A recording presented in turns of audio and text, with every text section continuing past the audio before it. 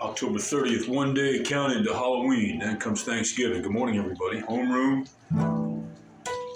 at PS10, Fort Hamilton High School. All the places I've been. Who might remember that we warm up using math and music. But we ain't going to mess with the math right now. Because I got neighbors, and if it's a choice between math and music, gotta just quietly wake up with a little music. It is time to wake up.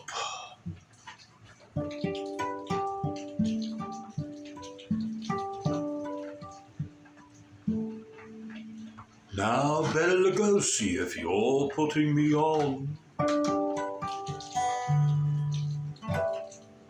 The truth is, I'm not really Frankenstein.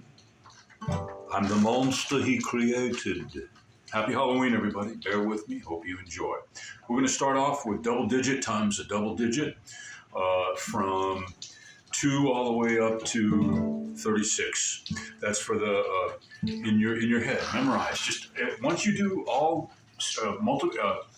PEMDAS, which is parentheses, exponents, multiplication, division, addition, and subtraction in that order when you have complex operations in algebra.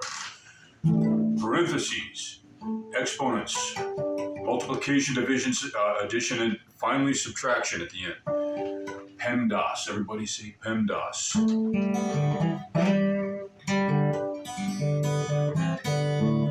Parentheses, exponents, multiplication, division, addition, and then subtraction. PEMDAS.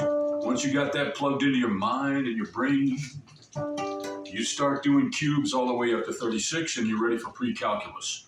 That's for the older grades.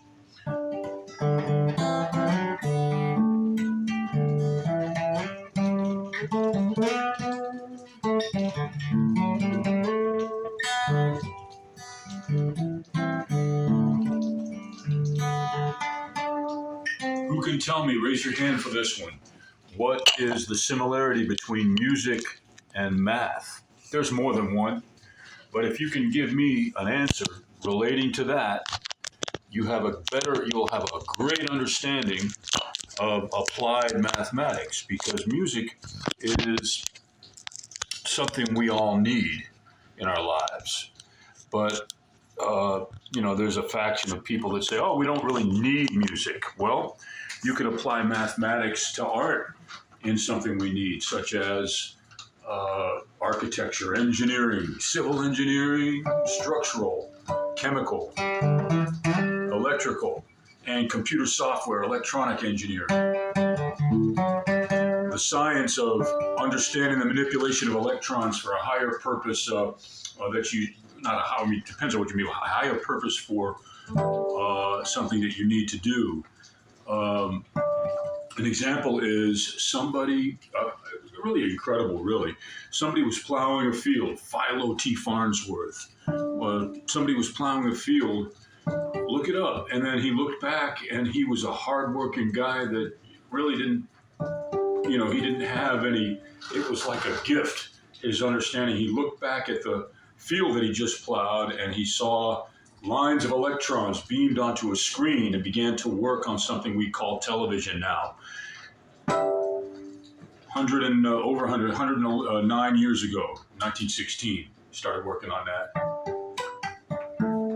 Of course, then it was snapped up by the corporations, especially RCA. They took it, basically. They stole it from them.